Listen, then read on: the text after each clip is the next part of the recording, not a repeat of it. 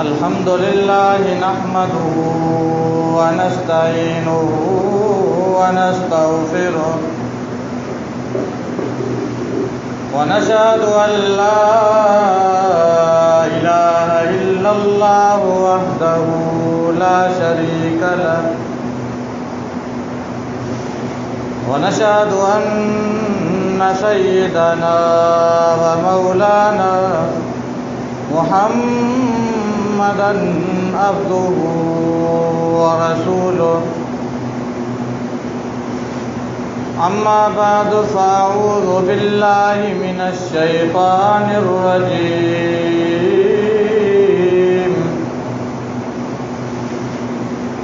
بسم الله الرحمن الرحيم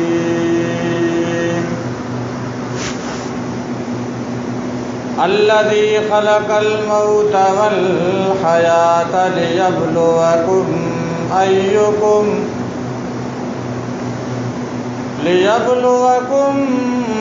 أيكم أحسن عملا وهو العزيز الغفور فقد قال الله تبارك وتعالى في مقام آخر إن الله وملائكته يصلون على النبي يا أيها الذين آمنوا صلوا عليه وسلموا تسليما اللهم صل على سيدنا محمد وعلى آل سيدنا محمد وآله وأصحابه وبارك وسلم اللهم صل على سيدنا محمد النبي الأمي وعلى آله وسلم تسلیما۔ دوستو عزیزو، جب ہم نے اللہ پاک کو پہچانا اور جب ہم لوگوں نے اپنی زندگی کے مقصد کو سمجھا،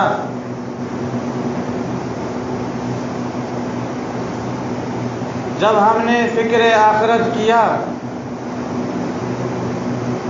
دنیا پہ ہم کیوں آئے ہیں، ہمارا مقصد کیا ہے، جب ہم غور کریں گے ان چیزوں کے اوپر تو یقیناً ہماری کامیابی ہو جائے گی۔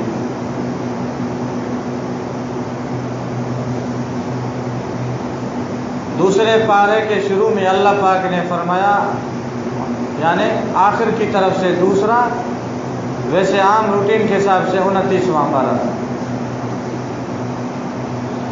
اللہ پاک نے فرمایا الذی خلق الموت والحیات لیبلوکم ایکم احسن عملا، بے شک میں نے جس رب نے پیدا فرمایا، موت کو بھی پیدا فرمایا اور حیاتی کو بھی پیدا فرمایا، اس لیے پیدا فرمایا لیبلوکم ایکم احسن عملا، تاکہ مجھے پتہ پڑ جائے کہ کون ہے جو نیک عمل کرتا ہے۔ میں آزمائشی طور پہ انسان کو میں نے آزاد چھوڑا ہے تاکہ پتہ پڑ جائے گا کہ انسان نیک عمل کرتا ہے یا گناہ کرتا ہے، اللہ پاک کی فرما برداری کرتا ہے یا شیطان کی فرما برداری کرتا ہے۔ لیبلوکم ایکم احسن عملا، تم میں سے کون ہے جو اچھا عمل کرے، بات ہے اچھے عمل کی، نیک عمل کی۔ انسان جب اللہ پاک کا ہو جاتا ہے، اللہ رب العزت کی فرما برداری کو قبول کرتا ہے، رسول اللہ صلی اللہ علیہ وسلم کی اطاعت کرتا ہے، وہ بندہ کامیاب ہو جاتا ہے۔ اللہ پاک نے فرمایا وَهُوَ الْعَزِيزُ الْغَفُورُ، اللہ پاک مہربان بھی اس کے اوپر بن جاتا ہے، غفور بھی بن جاتا ہے۔ جو اللہ پاک کی فرما برداری کرتا ہے، اللہ پاک اس کے اوپر مہربان بن جاتا ہے۔ اور اس کے گناہوں کو بھی معاف کرتا ہے۔ لیکن انسان تکبر میں آ کر کے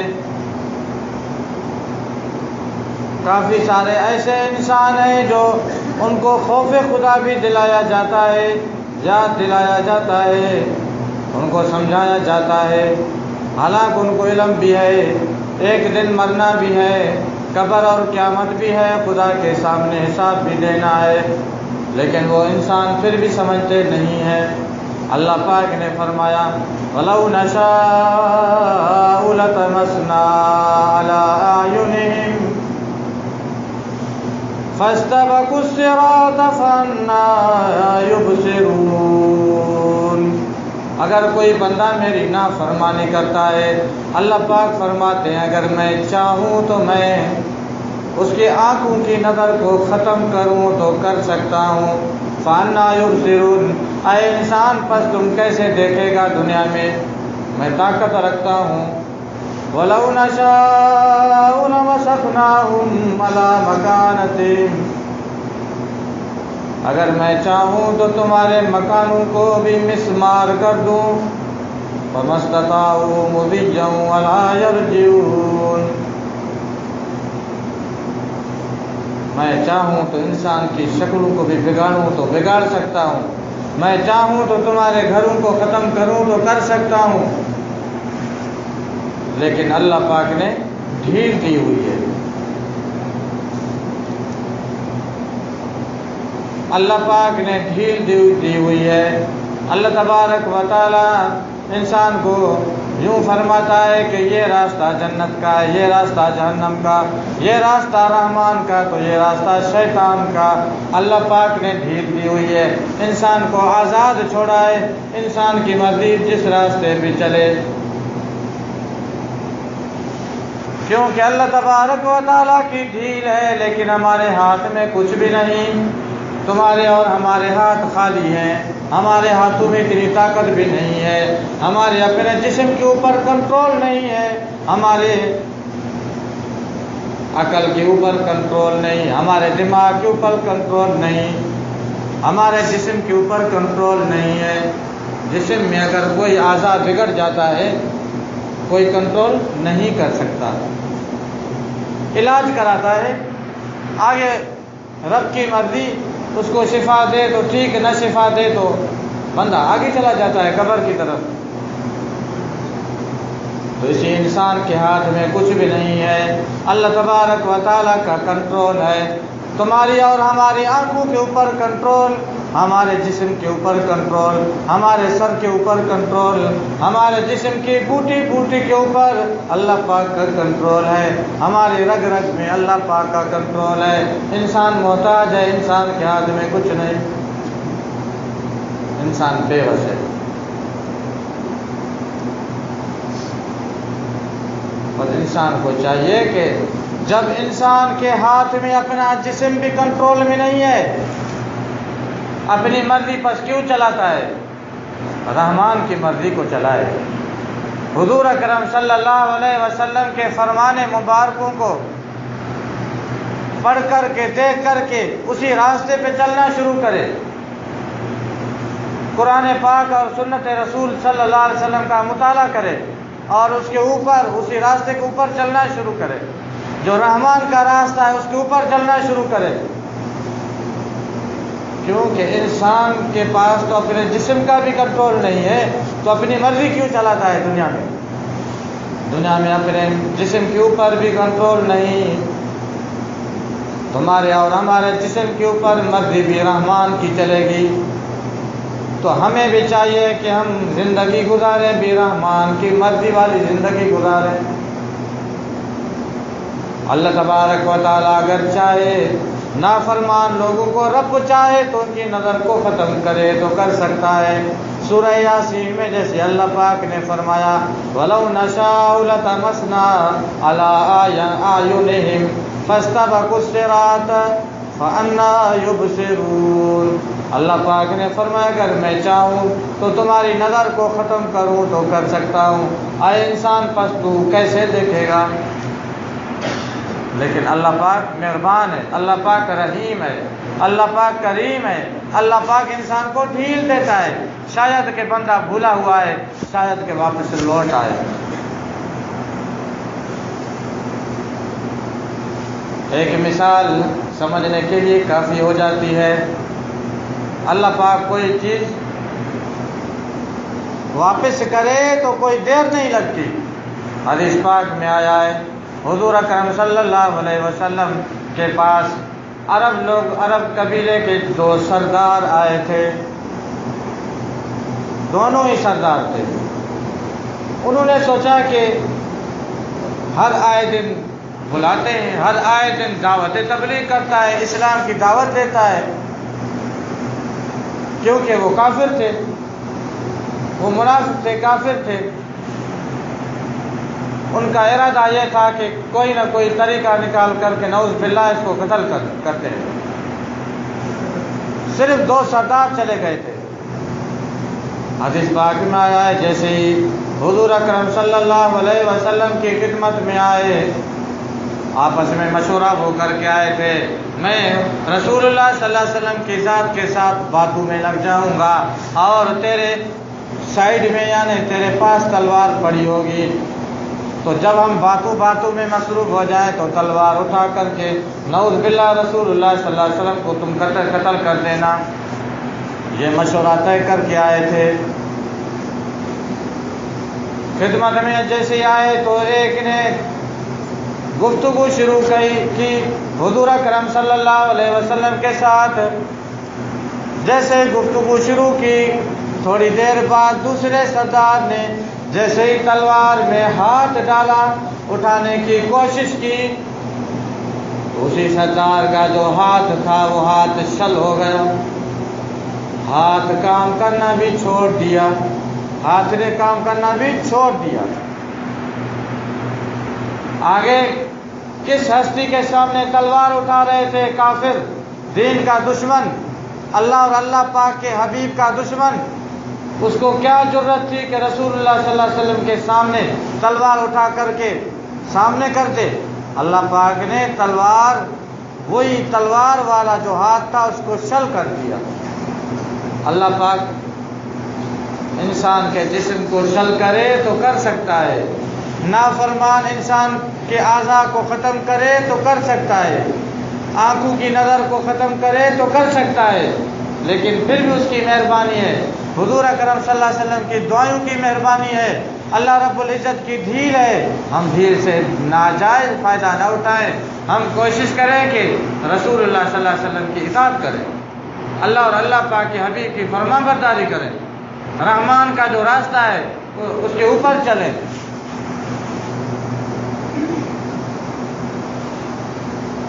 حضور اکرم صلی اللہ علیہ وسلم کا فرمان مبارک ہے، یہ فرمان اللہ پاک قرآن میں بھی بیان فرمایا ہے۔ رحمت اللہ العالمین نے فرمایا، جب بھی دعا مانگے اپنی دعاؤں میں یہ بھی دعا مانگا کریں، اللہم اہدنا الصراط المستقیم، جو اللہ پاک نے فرمایا سورہ فاتحہ میں، اہدنا الصراط المستقیم۔ انسان کی تقدیر بدلنے میں کوئی دیر نہیں لگتی۔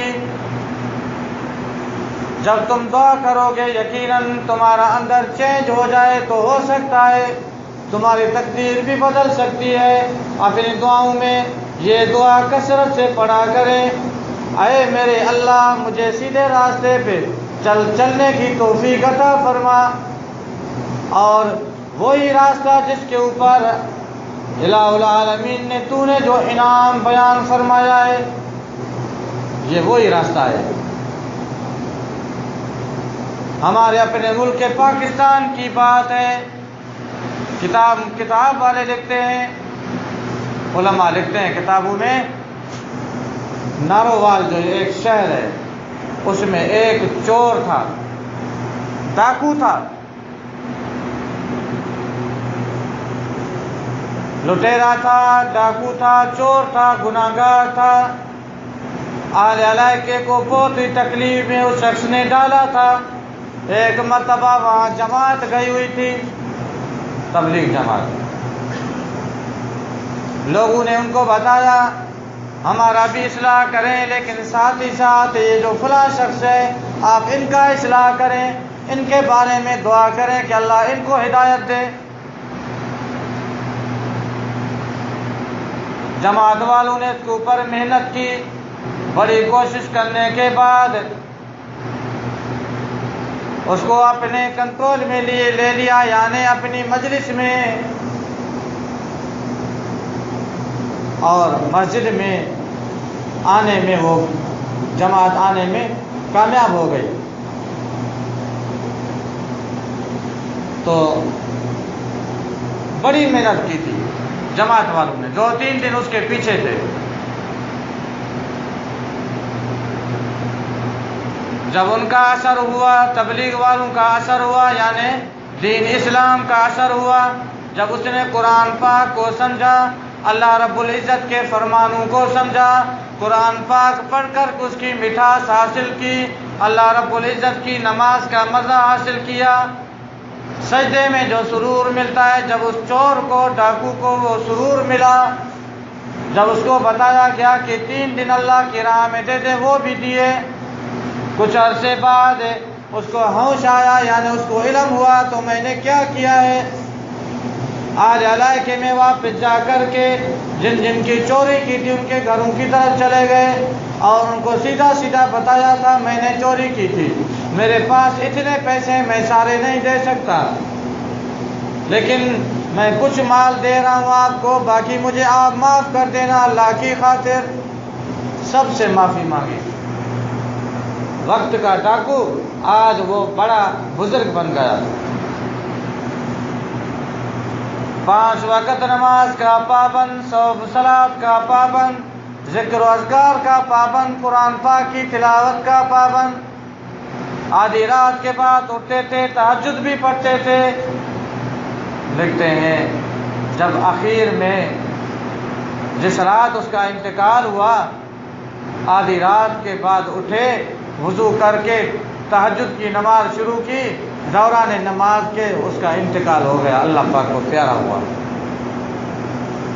تو تقدیر بدلنے میں دیر نہیں لگتی، انسان کو چاہیے کہ اپنی دعاؤں میں رب سے ہدایت مانگے، اہدنا الصراط المستقیم، اے میرے اللہ مجھے سیدھا راستہ عطا فرما، ہدایت والا راستہ عطا فرما، اے میرے اللہ مجھے نیک لوگوں کی صحبت عطا فرما، نیکی کا کام کرنے کی توفیق عطا فرما۔ جب دعائیں مانگتے رہو گے یقیناً تمہاری قسمت بدل جائے گی۔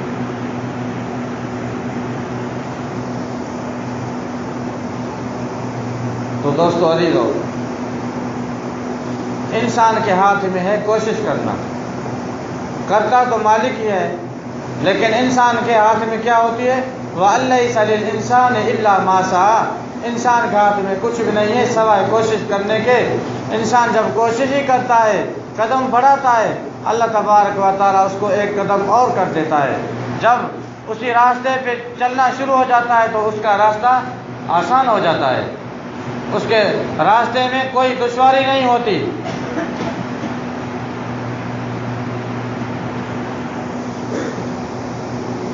اللہ تبارک و تعالیٰ نے فرمایا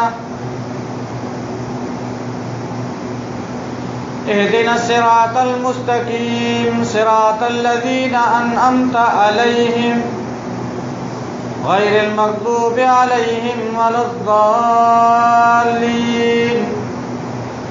انہی 2 آیتوں میں اللہ پاک نے 2 راستے بتائے، ایک راستہ جو اهدنا الصراط المستقیم والا ہے جس کے اوپر رب کا انعام ہے، دوسرا راستہ گمراہی والا راستہ غیر المغضوب علیہم ولا الضالین، یعنی گمراہی والا جو راستہ ہے اس راستے پہ نہ چلا۔ تو قرآن پاک میں بھی دونوں راستے بھی بتائے گئے ہیں۔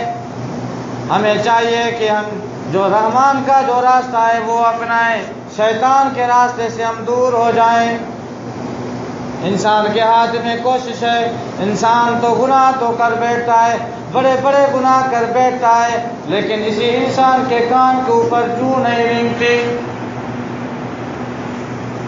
جب مسلمان بھی ہو، مومن بھی ہو، مومن جب گناہ کرتا ہے، ایک گناہ بھی کرتا ہے یوں محسوس کرتا ہے کہ میرے سر کے اوپر پہاڑ آ کر کے گر گیا ہے۔ کیا سمجھتا ہے؟ گویا کہ میرے سر کے اوپر پہاڑ آ کر کے گرا ہے۔ وہی مومن جب تک توبہ نہیں کرتا تب تک اسی مومن کو، مسلمان کو سرور نہیں آتا، اس کو مزہ نہیں آتا، اس کو سکون نہیں آتا، جب سچی دل سے استغفار نہیں کرتا۔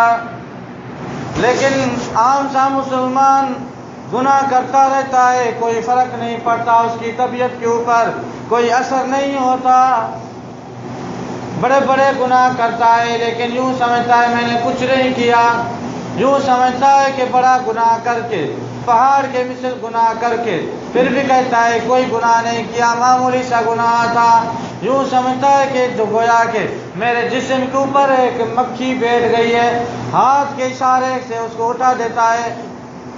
حالانکہ گناہ بہت بڑا ظلم ہے، گناہ ایمان کی بربادی ہے، گناہ تمہاری دل میں اندھیرا پیدا کرتا ہے، گناہ نیکی روشنی پیدا کرتی ہے، گناہ ظلمت ہے، گناہ اندھیرا ہے، گناہ اللہ تبارک و تعالیٰ کی نافرمانی کا سبب ہے۔